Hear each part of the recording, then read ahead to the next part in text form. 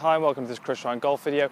We're going to do a video today on chipping and just to give you a sort of one thought when you're actually executing the chip and just going through the actual setup they want to adopt to enable us to play the shot correctly, but also to give us the biggest margin for error if we don't quite execute it as we wish. So if we just go through the setup initially, we really want to make sure that we're playing this shot with minimal shaft lean. So we don't really want to get the handle too far or too close to the target, putting too much angle in the golf club. We're going to go through this assuming that we're in a pretty decent lie. If we get a poor lie, thick rough, something like that, we may need to change this a little bit, but assuming we're on a fairly good lie, fairway, semi-rough, then this is the setup we want. So handle fractionally ahead of the club head, I would suggest in line with the golf ball, which is going to give it 1 to 2 degrees of lean, but certainly nothing extreme over here. So once we've got that the club set in that address, we want to make sure that the sternum or the buttons on your shirt are getting pretty much in line with the golf ball. So again, we don't want to get way too far over here or too far this way. Getting the sternum just over the golf ball, maybe just a fraction forward if anything. And having a little bit more weight on the lead leg is going to help as well. Certainly to the point where my back foot feels fairly light. Most of my weight is on my lead leg. So there's 3 main points there. We've got the weight on the lead leg, we've got the sternum over the golf ball, maybe just target side of it, and we've got minimal lean in the handle.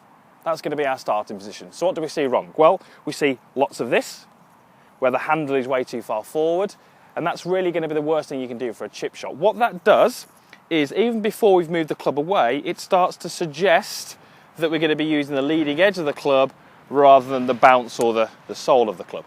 To execute these shots correctly, or with the biggest margin for error, we need to really be making sure that the bottom of the golf club is interacting with the turf rather than the leading edge. If the leading edge strikes the turf, then the club's not going to go anywhere. We're going to stuff the club into the ground, and we have to be absolutely spot on with our contact to get the result we want.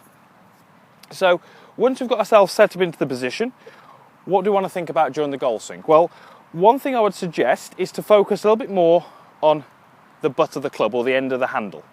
That's what we're going to try and move this way and then this way, and we're going to keep that grip moving throughout the stroke. So if I take a setup here, I'm just going to move my left hand so you can see it. As we move back, we want the handle to move away from the target, and as we come through, we want the handle to move towards the target. Now that may seem fairly obvious, but what we tend to see quite a lot of is the club being moved very much with the hands this way. Now again, if I take my left hand off, you can actually see that the butt of the club will move towards the target slightly. And then if we use too much hand or wrist action on the way through, the grip of the club will actually slow down and may well even back up away from the target through impact. So this is something I see very often. We see half decent setup, but then if we use too much of the wrists, we get the club working too much up into the air, and we increase the chances of being too steep into the golf ball, and we run the risk then of missed contacts, missed strikes, and the ball doesn't go the correct distance and it doesn't go on the correct flight. So what we want to try and do is increase the length of the arc of the handle. If we can keep the handle moving back and forward, we should always be able to produce a fairly shallow angle of approach. Now when we get a fairly shallow angle of approach, our margin for error increases. If I do make contact with the ground a little early, then what's going to happen is the golf club's going to just hopefully skip along the ground and eventually make contact with the golf ball. If we've got the handle forward, or if we've got the angle of attack too steep, we're working too much down into the ground, we contact the ground early, the club doesn't go anywhere, and the ball goes 3 or 4 feet in front of us, and we've got the same shot again. So make sure we've got those setup points. Handle slightly leaning forward, weight forward, sternum over the ball, but then in the actual golf swing itself, focus a little bit more on the handle, on the butt of the club, and try and get that to move on a wide arc this way, okay, rather than some of these backswings that we see and some of these follow-throughs that we see, where the grip of the club either moves backwards or it stops through the impact area.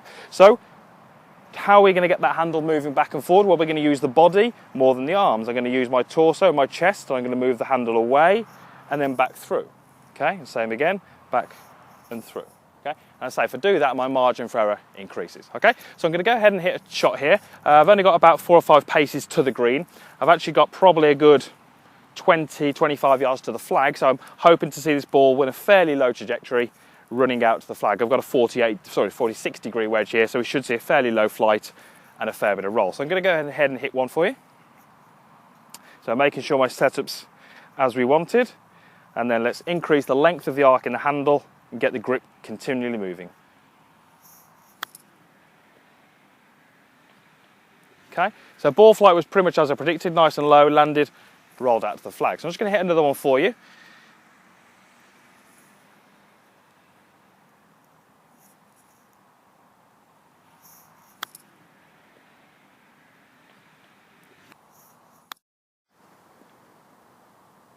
Okay, and hopefully you can see there where the handle's finished relative to where it started. Definitely increase the length of the arc there.